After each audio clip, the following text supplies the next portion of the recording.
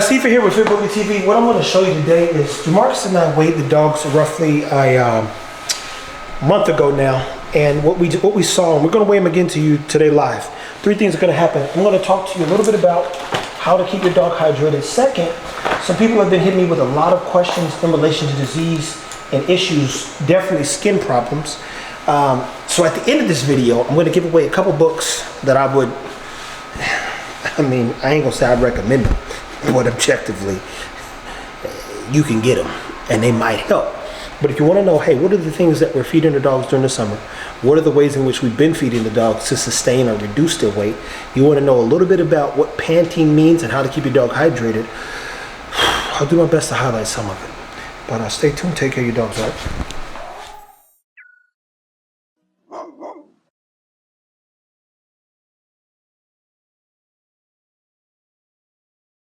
So this is Tron. You see that says May 19th.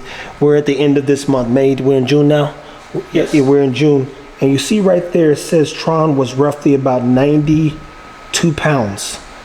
And I'm thinking, look, when I saw that, I go, I know this dude ain't 90 some pounds. Cause it's just not so. And then Ego, check it out.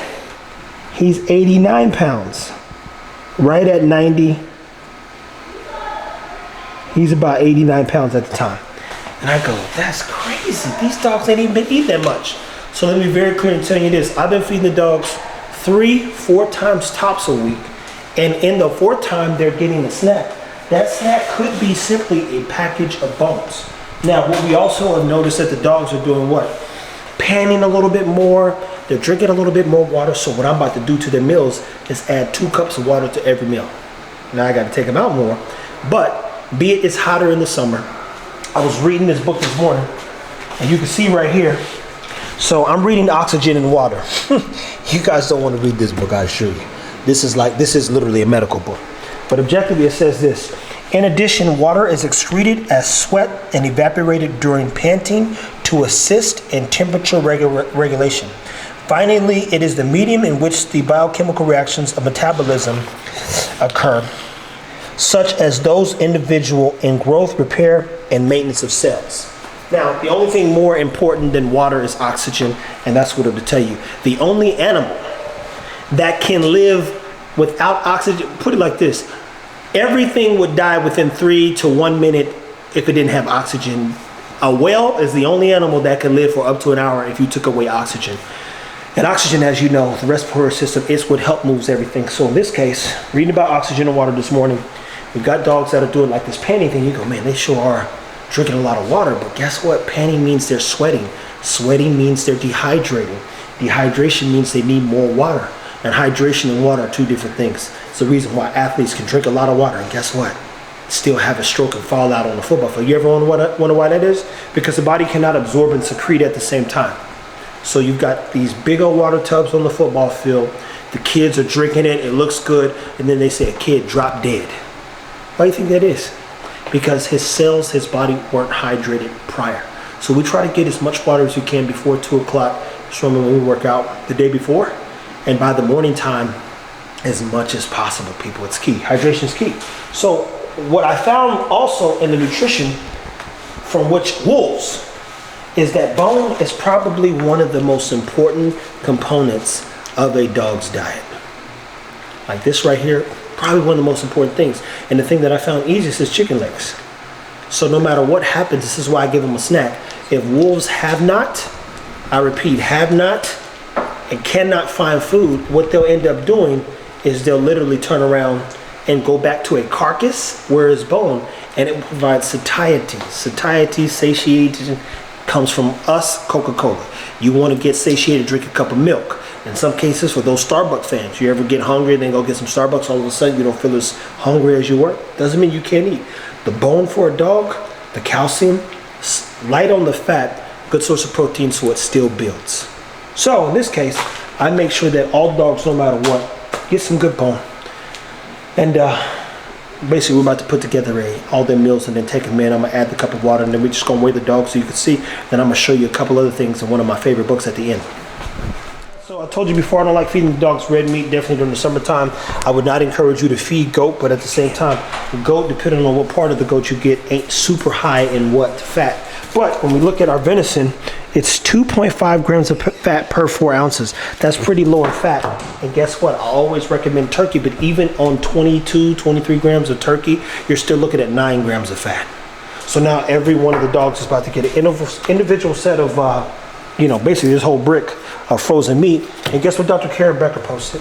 And this is ostrich, by the way. She posted in one of her things a while ago that venison has twice double the aminos as other proteins. So I'm like, man, that's crazy, because I love deer. I definitely love feeding it to the dogs, and I'm seeing the benefits slowly but surely, because it's one of those meats, again, not rooted in a bunch of fat, so the dogs turn around and they get to grow. On top of that, I give them a little frozen treat. Here come this right here is a Zara daughter. Let me tell you guys something else too. I don't base our breedings off of the males. So people message saying, man, I gotta have an ego son. An ego breeding doesn't exist. I'm never taking a boy because I want an ego breeding. I'm basing it always off the female. So you say, who's the girl that we're going to? People say, man, I gotta have one of them ego dogs. I said, this is a Nala breeding, which is why at any moment where I can switch to stud at any moment, because I'm more interested in getting something from her than I am. These boys. Lola, come here. Lola's not happy. Come here.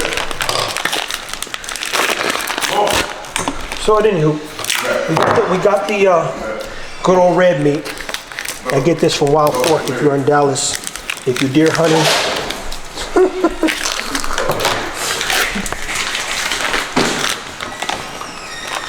That's also good. And I love mixing up their proteins. And somebody today gonna double up on we'll just say the chicken. We good, Paul.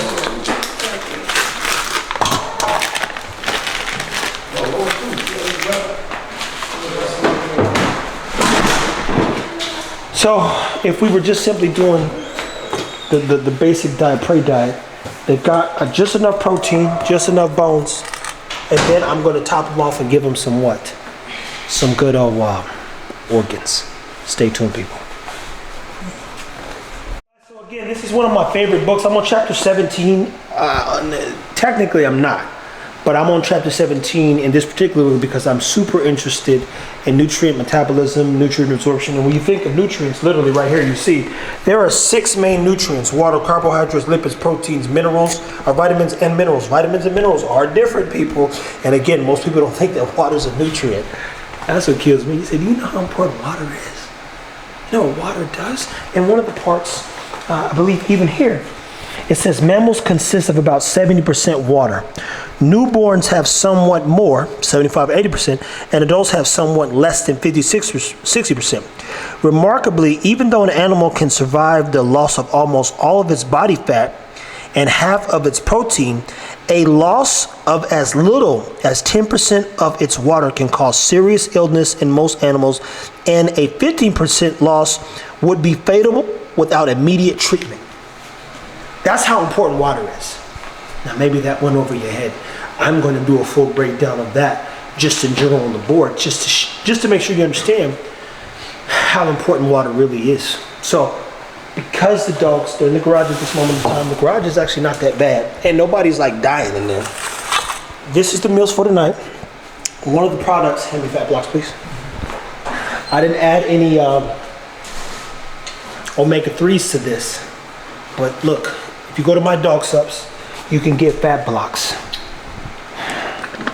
Couple squirts. We literally tell you exactly how many squirts to give per dog. Omega-3s, anti-inflammatory, help with joint support, so many other things.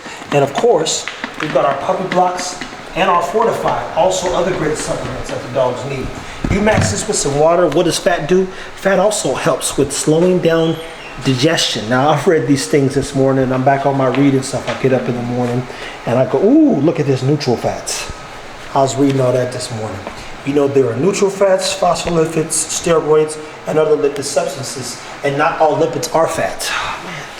It's get confusing to somebody who ain't been doing this. But I've been doing this for some time, and we're just transferring the information over.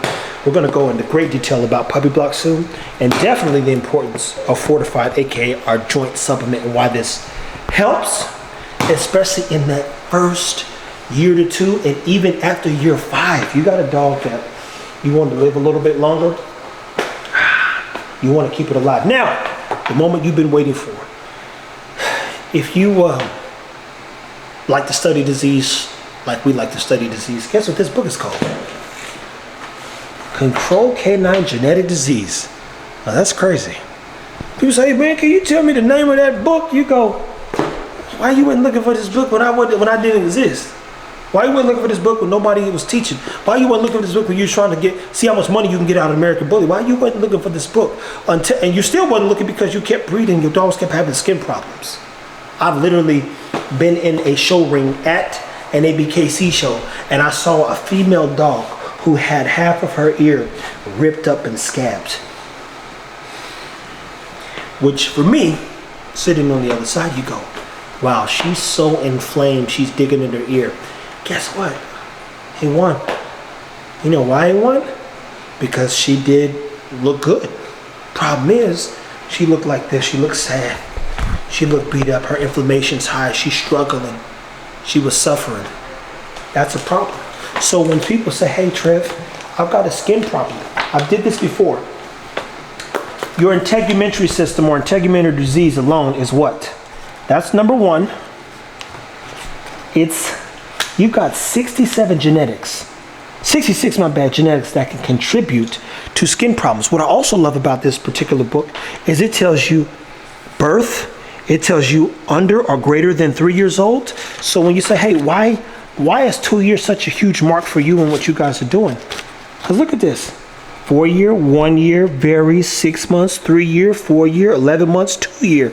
Most of the problems that you're going to run into with your dog, if you're just looking at 8 years, Jesus, what is this one? Perennial hernia. Difficulty in defecation and swelling. Ooh. Lateral to the anus, usually on the right side. This is greater than 8 years old. So you look at this, most of the problems, they don't even occur or show up until the dog's 1 or 2 years old. That's why 2 years for me is a landmark. So as I said, my boy Ego, next to his mother, he's the oldest dog we got. Maya is, but Ego and Zara are the ones that I keep regularly. Jamarcus has Maya, and she's still alive and really well. So 2 years for me is a good indicator that we're on the right things, and as it just in that alone, just the integumentary system, people, mind you, you go to the back of the book. Now, mind you, I've read quite a bit of this book, but if you go to, what is this? So that's 41. That's lymphatic disease, which also means blood problems, hearing imbalance. Guess what? This book was written in the 80s, and even still, it says what? Deafness. Hold on, where's the Merle? Their deafness due to effects of dominant Merle gene. This book was written in the 80s, people. This is in the 80s. Oh, it was copywritten in 1988.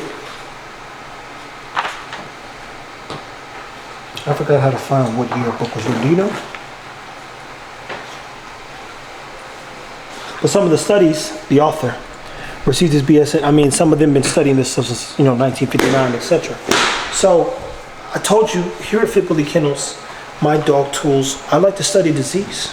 How do you study disease? Study what the doctors are studying, and then go test and apply every theory.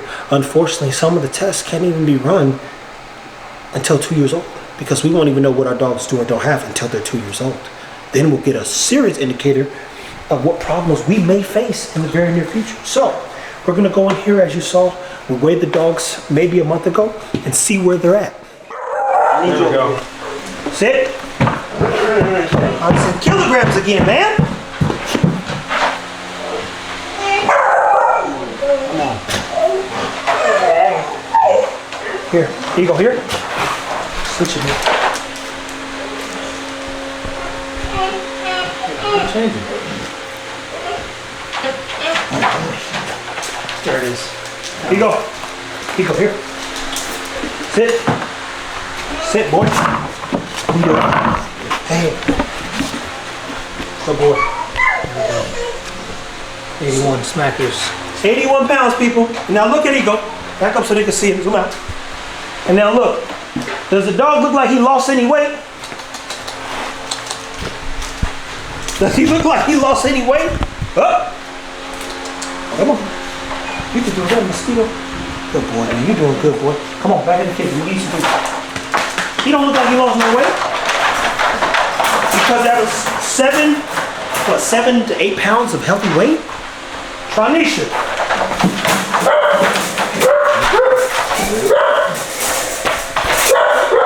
Again. Hey, relax. We're gonna hide this part. Come here. Sit. Tron, sit. Alright? And Tron only lost literally what, 6 pounds? He's 84. 84 pounds back up. Almost 8 Hey, sit. Does it look like he's struggling? Does it look like he lost any weight, people? Good boy. No. So what do? We cut back on some of those fattier foods. I cut to feeding them 3 times a week, every other day, giving them a snack in between, and everybody's healthy as an ox, to be clear. And again, there was a time, I repeat, where I couldn't put weight on Tron. And now, he holding weight like his life depends on it. Why? Because meiosis is a real thing, and there are 9 phases to a dog's development, and Tron finally hit that place where he's gonna hold on to a little, got that grown man weight. And he's still growing.